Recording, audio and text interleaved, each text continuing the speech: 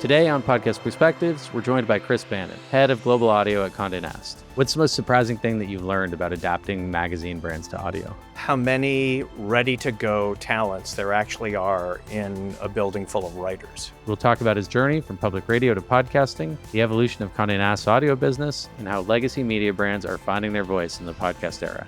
Chris, welcome to the podcast. Thank you very much, Jeff. It's a pleasure to be here. You have been one of my many white whales over the years, so I'm really glad that we're chatting. Well, if viewers can certainly see, I'm probably the whitest, actually. But thank you.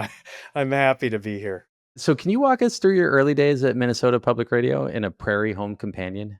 Sure. I got that job because I had been working at a local public radio and TV station where my start actually began in Harrisburg, Pennsylvania. And I kept trying to persuade Garrison's team to bring the show to Central PA. And instead, after a year of trying, I befriended the marketing director. And she said, the show's moving from New York back to Minnesota. I don't want to move to Minnesota, but I think you should apply for my job.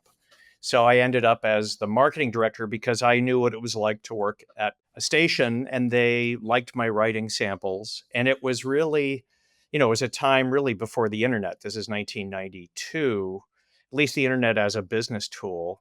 And so every day I was walking into my office and seeing a phone that had 9 red lights flashing on it.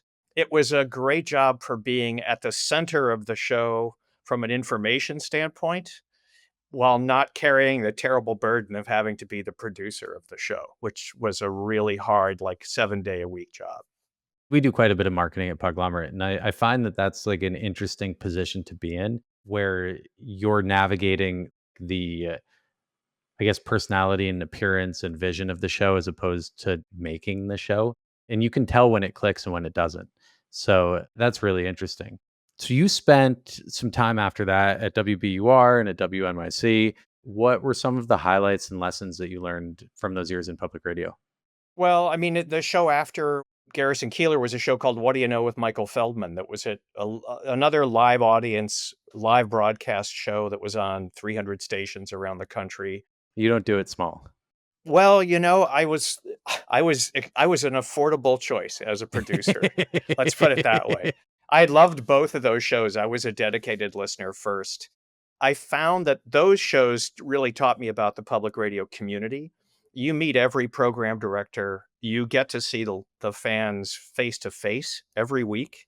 You do things like, you handle their ticket requests when there are problems. You get to understand the mechanism of how public radio works really, really well.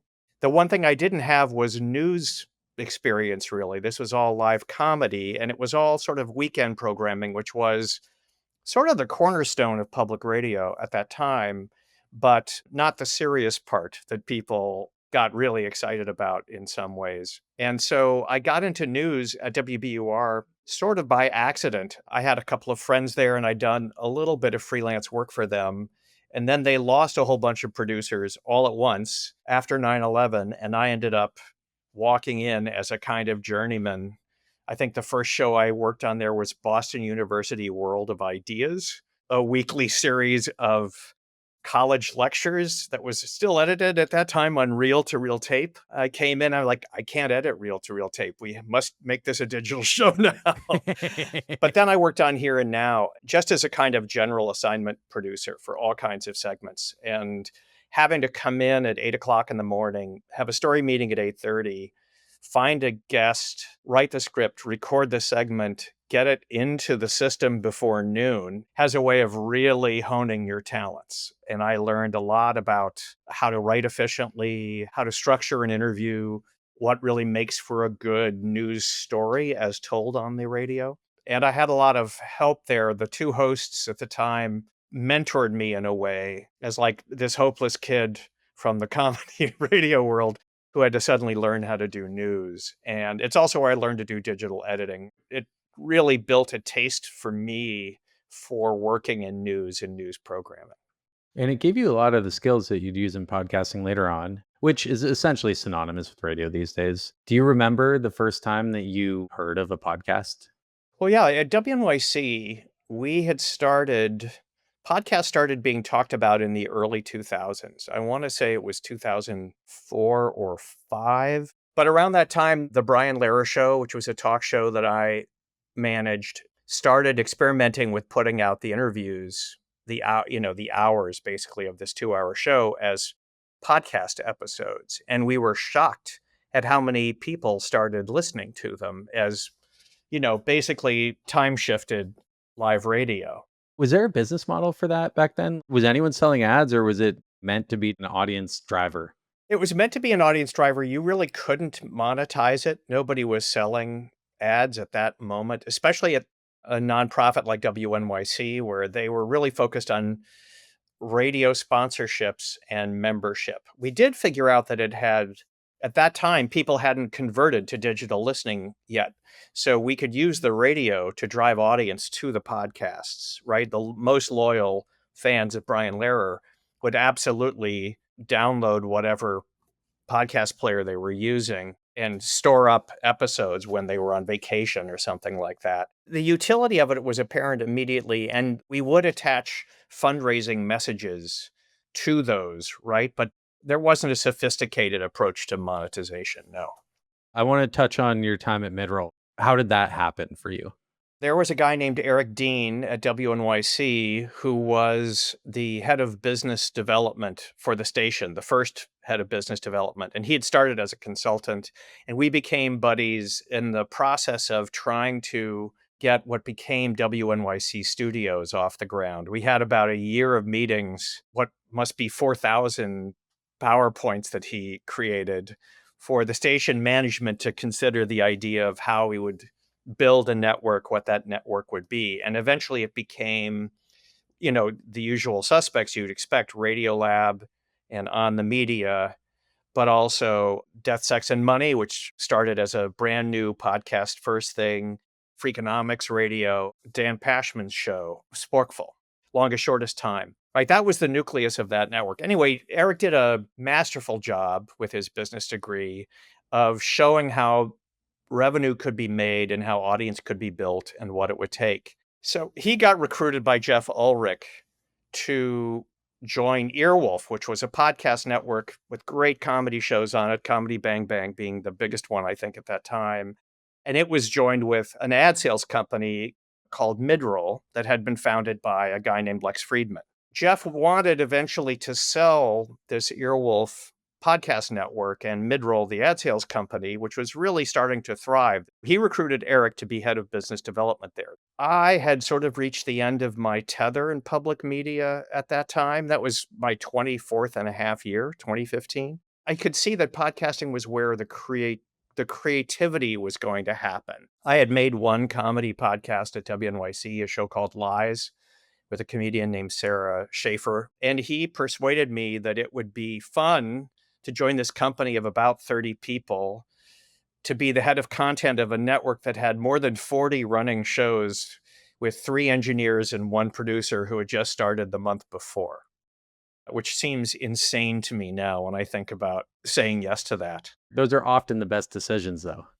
Well, it did seem like an adventure. I really liked the people. Jeff was a completely compelling salesman of his vision. I mean, I got there in March of 2015, and we were on track to build the first podcast premium service, Howl, by August. He could see the direction podcasting was going in. Eric eventually became the CEO after Jeff left. I trusted Eric's business ability, and he trusted my ability to work with talent. Yeah, it turned out to be a lot of fun. After Stitcher slash Midroll slash Earwolf, you moved to your own consulting firm for a few years. What did you really focus on when you were, off doing that? I focused on long walks and afternoon naps for most of the first year. I did 5.5 years at what eventually became Stitcher, right? Midroll to Stitcher. And we grew from, 30 people to 250 from a business that was doing $10 million a year to, in the year of the pandemic, we were on track to do 100 million. And you were head of content, right? And I was head of content. But we had really grown it. That can really take it out of you. And I was pretty tired at that point and not really sure what I wanted to do next. And it was the pandemic, so there was really nowhere to go. I have a little media company called Bella Voce Media, I took on all kinds of weird assignments. They were fun weird. One of them was working with the set designers of the HBO series And Just Like That, the Sex and the City reboot. They had wanted to create a working podcast studio on that set in Brooklyn, and they realized they didn't really know what one should have and how it should look. And so I spent a few weeks saying, like, this microphone, not that microphone, the table can't be here, the producer would never sit there, that kind of thing. And calling up friends of mine at NPR and WNYC and Earwolf and getting them, if you watch that show, you'll see posters from Earwolf and NPR and WNYC on the walls in the hallways. I have to watch an episode now. And then I guess about 6 months after, I got a call from Condé Nast, from the head of strategy here, who said, would you want to help us? There was a new head of Condé Nast Entertainment, Agnes Chu, the woman who was hired to kind of reorganize and rebuild the film and television and video and audio business here. Would you want to help design how we should do podcasting? And I said, sure, that sounds like fun. And so for 6 weeks, I had a marvelous experience with Mike, interviewing a bunch of other people who worked here, sort of thinking out loud about how would you stagger the growth of a thing like this? Which brands would you start with? What would you really want to start making? And then I didn't hear anything for 4 months. And then in July of 2020, he wrote me and said, do you have time to talk tomorrow? And of course, my head went straight to, oh, this is where he tells me that they have hired someone else to carry out my plan, right? Very much a pessimist. And so, but it actually turned out to be that he was saying, like, oh no, we presented your plan to the board and they really liked it and they want us to hire you. No, that's amazing. You are the global head of audio at Condé Nast. What does the global part of that mean? Heavy is the head that wears the crown, Jeff. It really means that I'm here for the entire community of Condé Nast, which is a global company, right? We have Vanity Fairs in many countries. We have Vogues in many countries. Are you doing separate productions in different countries? Yes. And the Vogue Mexico people were just here last week taping an episode because they happened to be in town. They all run on their own sort of business principles. And my job and my staff's job is really to help support them by figuring out, okay, you want to do a limited run series, you want it to be branded. Here's what you may need to do. Let me put you in touch with some producers in London who could help you do that. Let me help you figure out what the launch plan should be. Most of the magazines in the global Condé Nast world, they're just in different markets and they know their markets, but they can decide what they want to do, but much better than I can. But I can help them because the American podcast market is so far ahead in terms of its monetization strategies and marketing than a lot of the other European markets, let's say. So I learned something by having this title because I get to find out a little bit about how things work in Italy and what success is like there. And also, they all have such fantastic accents. Yeah. Which is amazing in audio. Yeah, exactly. It's just really fun. One of the reasons that these shows work as well as they do is that there's so many people, either the hosts or the guests on the shows, that have these amazing personalities and are really warm and welcoming for the listener. And it strikes me that you just have most of that built in. All of your hosts work there or have written stories for the magazines, or your guests are commenting on the news of the day that are being written up in all of these websites. And how much of that was in your original vision? Well, my original plan, as I presented it to Agnes, was that we would rely on creating talk shows for each of the major brands. They had done some successful, like, narrative series. Vogue had one called Vogue in the 90s and Vogue in the 2000s that later became a TV series on HBO. But they had not, beyond the New Yorker, created consistent, programming that would help build loyalty and, drive subscriptions and do all the things that really good audio programming is supposed to do for the company. And I knew we didn't have a giant budget to bring in, celebrities at that time to host our shows. We did have a lot of really talented, educated, informed, and driven people in the building. What it really took was some very careful casting to find out which people were best at playing which role in each show. Like we spent about 9 months developing the Vogue show, the run through. I had no staff at that time, so I hired Mary Beth Kirshner, who's a producer I've worked with. This American Life veteran has done a million really wonderful, wonderful shows. I knew she would understand what Vogue wanted in a kind of almost existential way, like she would be in tune with their sensibilities more than any other producer that I knew. And she taped, I don't know, 12, 15 different sessions with different staffers. I had them try different things, came up with some different show concepts, all of it to try to just understand, okay, what is the community of talent in these editorial rooms? And how do I find the right person to lead a conversation? How do I find the right color commentators? What are they particularly good on? How do they react to each other? My goal with any, and we've had a lot of success, I think, replicating what we did with Vogue for the New Yorker and for Wired in particular, with 2 or 3 person chat shows that feel like there's a sort of family of performers who like each other, can finish each other's sentences a little bit, can disagree once in a while in a way that doesn't ever get ugly. And what that does is create a room for the listener that's a happy place. Even if you're talking about very dark things, thank God the New Yorker's DC Roundtable is there to tell me how democracy is going to hell. And I absolutely picked up on that. And actually, like leading into this, I went and listened to 5 or 6 of your shows this morning, and I think all of what I listened to had at least 2, if not 3 hosts that were kind of leading into the headline of the episode. I think Women Who Travel may be the only show that you guys Right. are currently publishing that's a one-to-one, and correct me if I'm wrong, but you guys have canceled that show, right? Yeah, it had been running both before I came here. It was a 2 person show. Actually, 2 editors did it entirely in their spare time. And one of them left the company, and we continued it with Lale for 4 years. But it turned out to be a difficult show to grow and a difficult show to fully monetize. And, the media industry is facing some really serious challenges right now. So, yeah, unfortunately, I think it could come back. It had a very loyal audience. It was a great I mean, the episode I listened to today was talking about a restaurant that's like 2 hours away from me, so Oh, I may be going for a visit. you should go. One of the things we did with that show was think about how do you do a travel show in audio that isn't, somehow less good than what you would see on a screen. And that it came down to thinking about the texture of the audio. Can you put someone in a place? Can you get someone to create an emotional relationship with a place that will come through the audio? And that is probably the most sound designed episode that I heard. Yeah, it relied heavily. That was another reason why we weren't able to really keep doing it, because we had a pretty high standard of production on that became more difficult to afford. There's one show in your slate that I think is a little bit unique compared to what you've produced over the years, and that would be In the Dark, which is a, really amazing investigative series that just won a Pulitzer for its 3rd season and, has done quite a bit even prior to that. Why this show?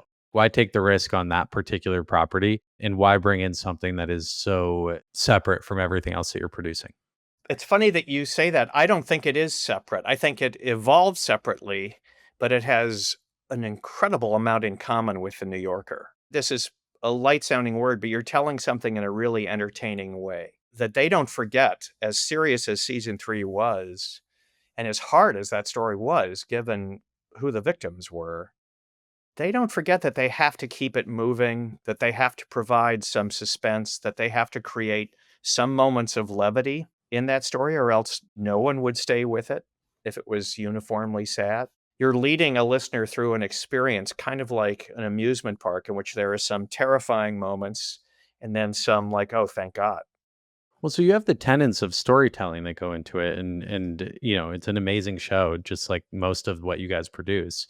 But it is a limited series. It is much more expensive. You have to hire journalists to go and spend years researching the show. Presumably, with all the shows that you're producing, you're trying to monetize them through advertising. You're trying to get new subscribers to the magazine. It strikes me that it's unlikely that this show is going to make its money back via advertising. Maybe I'm wrong. Is it the prestige? Is it the awards? Why this show?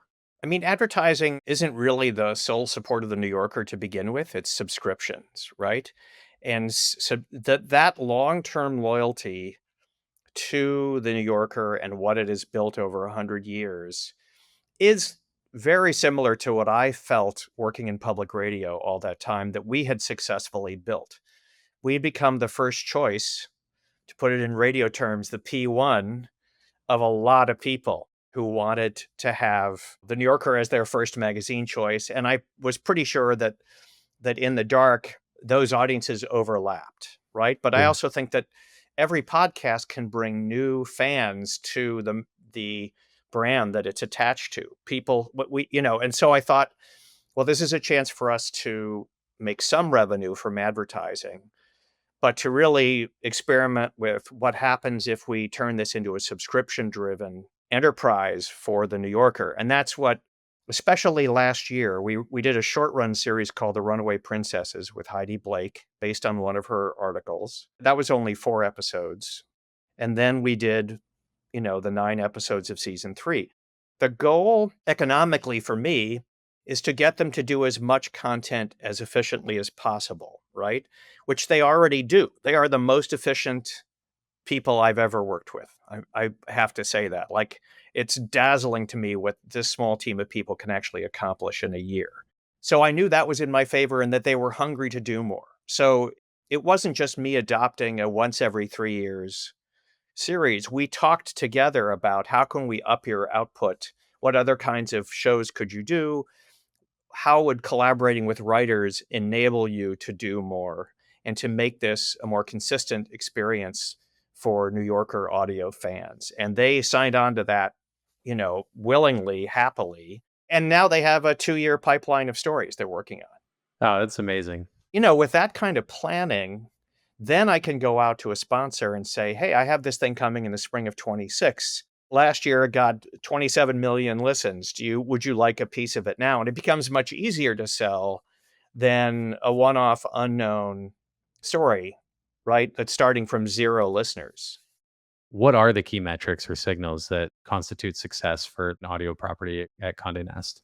Our major metric is monetizable ad impressions. That is how many ads in how many breaks in how many shows per year can you deliver? And that's important because we are a giant sales organization, right? And so many other parts of the company have the same ad impressions based drivers in their annual plans. At Stitcher, or like Midroll, when I was back there, we would actually decide, oh, we're going to launch 3 large shows, 6 medium-sized shows, and 4 small shows next year. And that's kind of the way we looked at it, as ad inventory in a way. But it was also about the scale of the shows. And In the scale of the network as a whole? exactly. And here, I don't have nearly as large a network, but I do have a huge sales operation that can sell my work packaged with digital ads, even print ads, videos on YouTube. They can go to eBay, the big sponsor this year of the run through at Vogue, and say, would you like to dominate this key demographic that we serve through these editorial products, including podcasting? When I came here, one of the theories I had was that coming here would be good because this company does so many different kinds of advertising, and I wouldn't just be in another spot selling market. Now, how does podcasting fit into Condé Nast's like broader sales and revenue strategy? I believe PRX is selling your podcast ads. I actually have 3 organizations selling podcast ads. WNYC sells the New Yorker Radio Hour and is the primary seller there. PRX sells everything in my current inventory alongside Condé Nast. That's all thanks to my operations director, Nico Steele, who manages to create communication pathways that I don't think could properly be diagrammed among these organizations. Because PRX is engaged in more traditional podcast selling, right? There's a campaign. Quince wants to sponsor X audience at Y number of impressions. They're doing something that Condé isn't doing. Condé is looking at these bigger deals in which audio is an add-on, an upsell. And then WNYC is over there taking care of the radio hour and helping to make sure that that's our biggest and most expensive show. So it needs the most advertising, underwriting attention. I'm very jealous. You kind of nail this from every angle, which is very nice. I always want a higher sell-through rate, Jeff. Everybody does, but you guys are doing just fine. Oh, thank you. Thank you. How do you consider editorial firewalls when it comes to podcast advertising? Are you ever nervous that David Remnick reading a Quince ad is going to be a conflict? Well, that would be under our current rules. He would not be allowed to do that. At the New Yorker specifically, there's one group of editorial contributors who are allowed to read ads, and that's the shouts and murmurs people. So we have four voices, the cartoonists and the people who write the comedy pieces in the magazine. They do all the New Yorker ads. Roz Chast is the voice you will most likely recognize there. Her cartoons are so great. Every magazine has its own line where it will draw, whether X part of the editorial staff is allowed to read an ad or not. And then within each brand, they have standards about which categories they will accept and won't accept, which advertisers are absolutely forbidden. We've built all these rule sets sort of custom for each brand. So it's a little harder for our sellers, particularly PRX, who's on the outside, right? They have to figure out, oh, I have a campaign that might go unwired, but do they have the rules that allow me to run this with Katie Drummond, our global editorial director, saying the ad? It mostly has worked. We worked together with PRX for a year and a half now, and it has been pretty smooth for the most part. It's nice to have the extra money. Yeah, I imagine. Are there any revenue streams that you guys are pursuing right now beyond ad sales or pushing magazine subscriptions? Well, the New Yorker, we're always trying to figure out how do we drive the subscription business further, right? And that's an ongoing, every time we have a season of In the Dark coming up, we start to, like, we have a new fall season coming. I can't disclose what it is yet, but it's going to be great. And so the New Yorker is right now engaged in figuring how do we improve on the performance of In the Dark this fall versus what we did last year. The other thing we're exploring at the moment is more live shows. There's a New Yorker festival every year. That's a great thing to go to if you get the chance and you're in New York. And those always sell out. The podcast tapings that we've done there have been a lot of fun. We did a Critics at Large taping at the Bell House, which is one of my favorite venues in New York, and that did very, very well. That also sold out. We've done a few other live shows that have made us think, okay, we need to invest more in this. So I think we'll bring the political scene from the New Yorker to a live audience this year, I hope. And then I think starting to travel them around the country goes back to my time with Prairie Home and What Do You Know? I think there's tremendous value in bringing the show to the audience and letting them touch each other. It's great for the performers. They really enjoy it. And especially if you get them a good hotel room. And it's also really, it just creates loyalty that's very hard to break. Yeah, I mean, I've been to several of those shows and I hear the ads promoting them within the like audio experience. And if you can find the audience that's actually going to engage with that, then you're kind of set. Smartless is the best example recently, right? Although Conan does a great job with his shows too. It is so much fun to sit in the audience of one of those shows. I have a lot of friends who probably have not listened to a podcast in a decade who have been to those shows. Yeah. It's Smartless, the Giggly Squad, something from Alex Cooper. One of my Like, favorite Earwolf shows was a show called Bitch Sesh, which those live shows are killer. They are the funniest. It's like you found yourself in a comedy cult. and everybody there is in the cult with you, and it's great. So I totally know what you mean by being in a room like with your other fans. That's my happy place as a showmaker generally. Can we make things like that?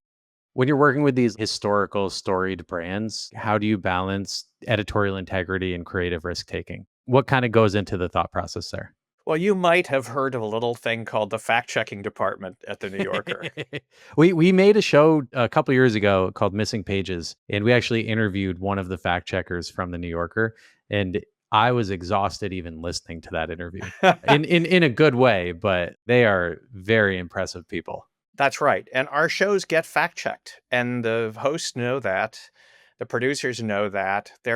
You have to be extremely scrupulous with your information. And I'm I'm filling in for one of my executive producers this week because he's on vacation. So I have to do the first pass listen on some of his episodes for the political scene. In the back of my head, every time I hear a host say something, it's like, oh, can we stand behind that? Do I have to flag that for the producer? And you guys just did a Fiona Hill Putin episode, so there's a lot of fact checking on that, I'm sure. Exactly right. And it not only goes through fact checking, but through legal too. There's a legal review of each episode. So we can't it's really hard to do breaking news that way, but that's not what people are, to Wired a little bit, but people haven't generally been coming to our world for breaking news. They come for smart analysis.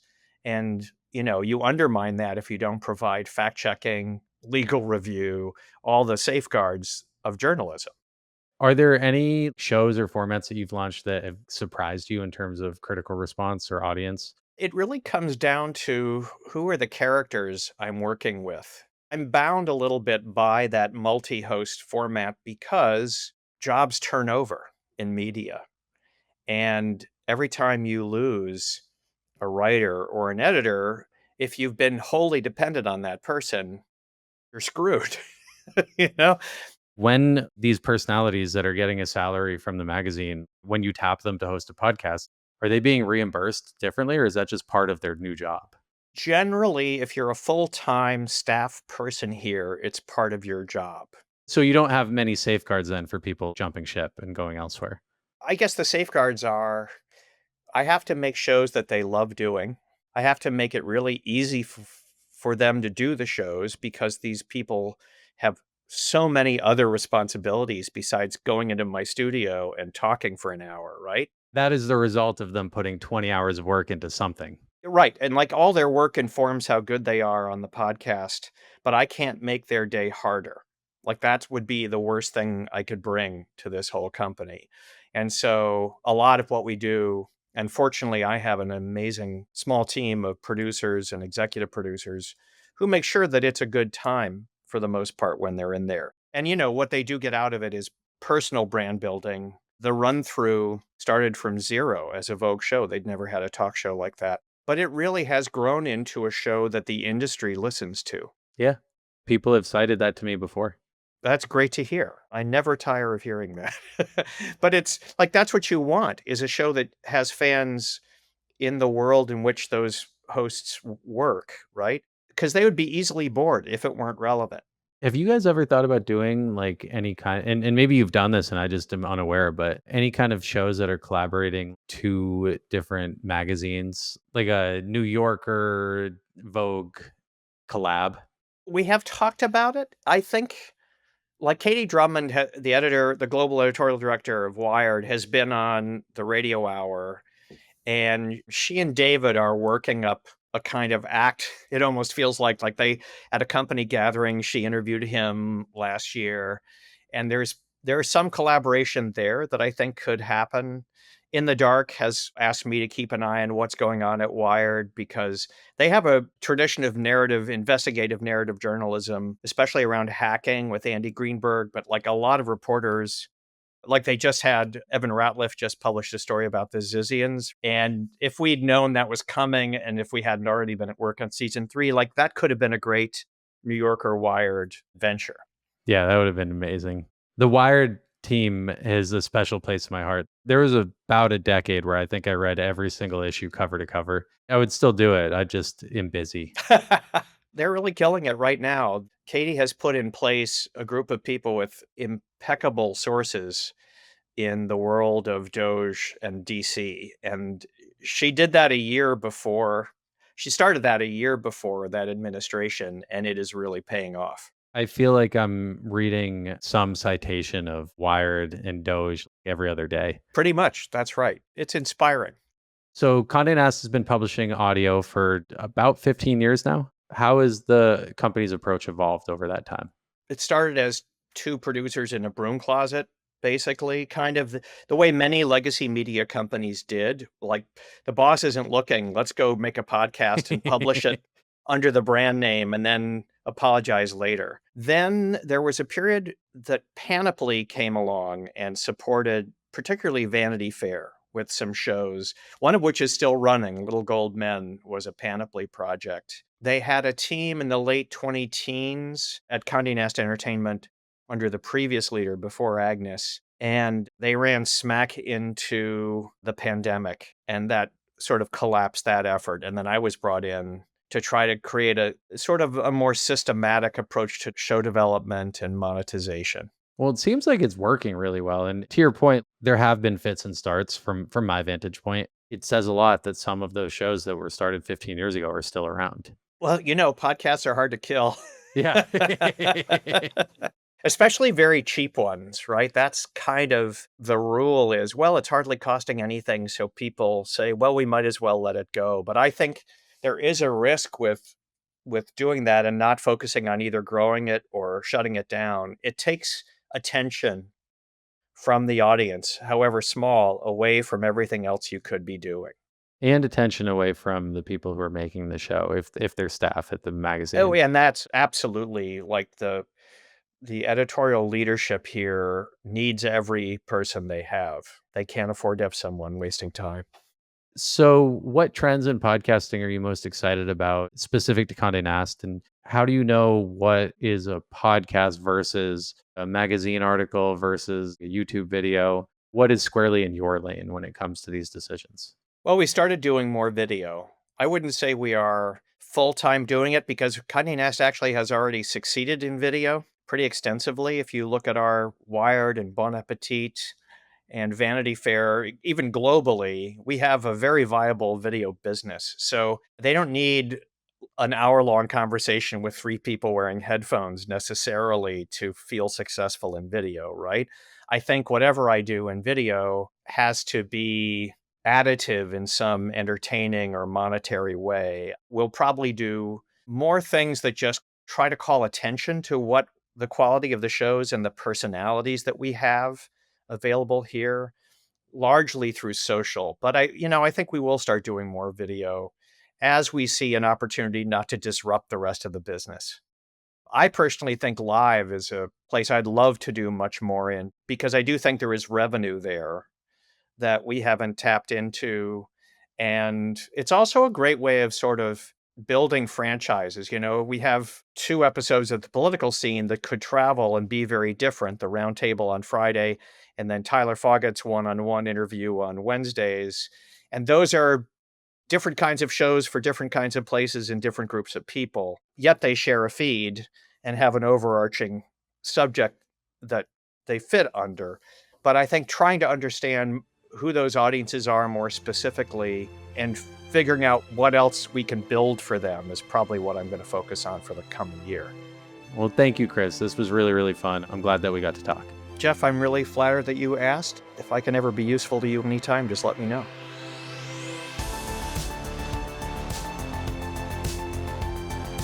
Thank you so much to Chris for joining us on this week's episode of Podcast Perspectives. You can find him on LinkedIn at Chris Bannon.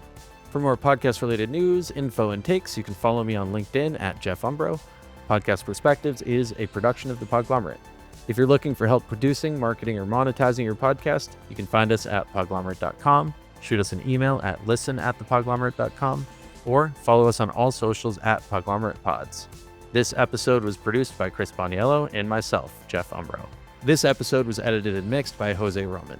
And thank you to our marketing team, Joni Deutsch, Madison Richards, Morgan Swift, and a special thank you to Dan Christo.